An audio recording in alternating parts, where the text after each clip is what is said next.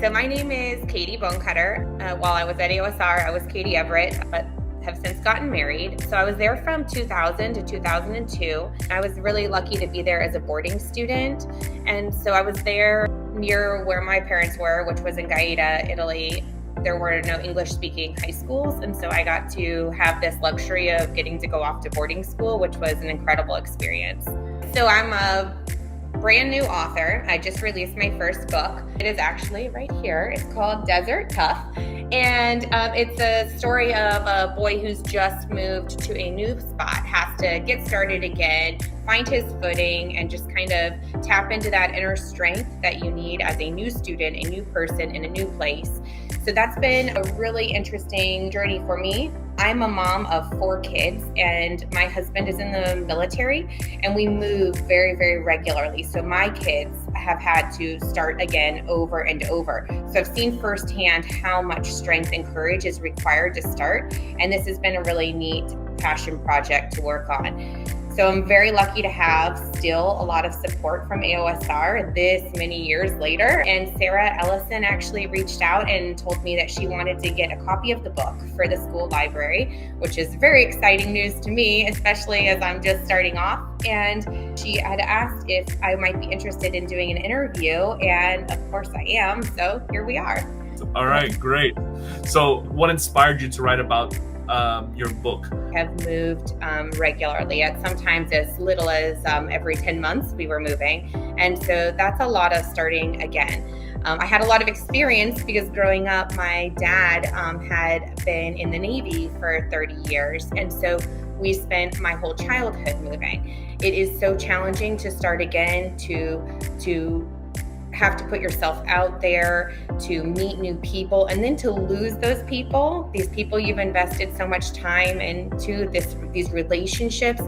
It's just as wonderful as it is equally hard. And I've lived it, and it's given me this unique perspective to be able to help my kids through it. And it was a really challenging chapter for my kids. Unfortunately, it was also the height of COVID. So there was already this natural distancing, and reestablishing ourselves in this new community was very hard to do. There were no activities, there were no sports. So at the end of all of this really tricky time period, I decided, I've got really avid readers. Maybe if I found a book where they could see this main character really just settle in and kind of overcome this challenge and tackle it, and it could be portrayed in a positive lens. I couldn't find it.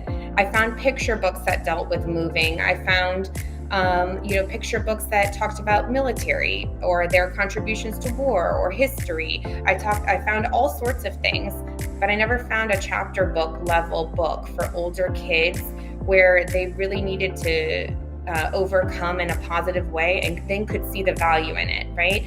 And so I told my kids, I'm sorry, this doesn't really exist. And they looked at me and said, well, then why don't you write it? And so I sat down and I got to work, and I had my first manuscript finally written. This was not an easy thing to accomplish. They were home with me all day. There was no break, and it was early morning writing or really late night writing. So I took that time, and I took waiting room moments. I took passenger rides in cars. I had a notebook. I would scribble down scenes ferociously and come back and type them back into the computer when I had time. And finally, this manuscript came to life. I guess, is it more based around your kids moving, or is there a good mixture of your background and your kids, or is it more a parental? So the story is definitely aimed for kids between the ages of 8 and 14. And I intentionally picked that audience because this is the level of kid that can read a chapter book independently. And the goal was to reach that group of kids where the picture books no longer really communicate to them, and the self-help type books are just a little too much. And so it's definitely designed for a child to read. It's a completely fictional story. It doesn't follow my experiences, my kids, or anybody's, but it is a story without being preachy, has lessons and you can see examples. So the whole idea was to write it in a way that in a discussion with the adult in their life, that they might be able to kind of see, oh, I guess he did manage to overcome. And, it was okay that maybe he had some negative thoughts or feelings along the way. And in fact, honestly, I've included five discussion questions at the end because I know that there are some small group reading type situations. You really don't have to be military related. I'll say that was the audience I was hoping to reach with my, initial work. So it is a story about a Marine's son that takes place at a base. So it is a military related story. However, the lessons are applicable to anybody who moves, and most especially those who move frequently.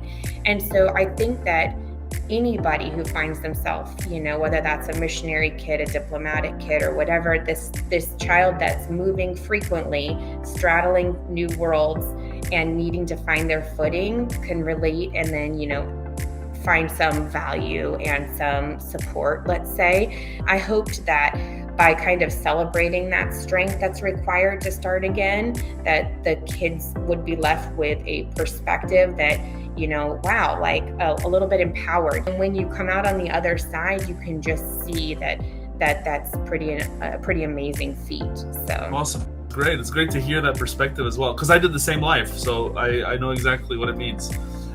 Are there specific memories or lessons from AOSR that have stayed with you throughout your journey? I was a boarding student at AOSR, and that hands down was the singular most defining part of my entire teenage years.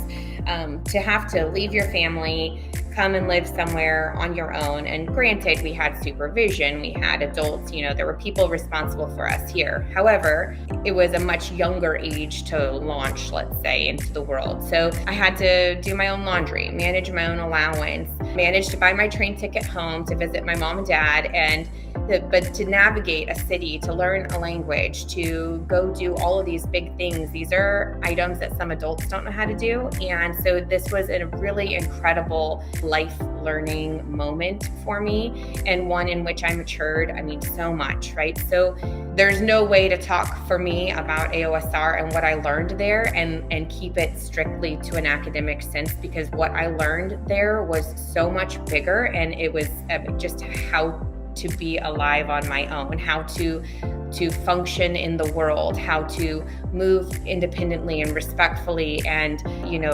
culturally sensitive to different things. I was coming from a very different perspective, and I had come from a ginormous American high school to this small, intimate, international setting, and it was incredible.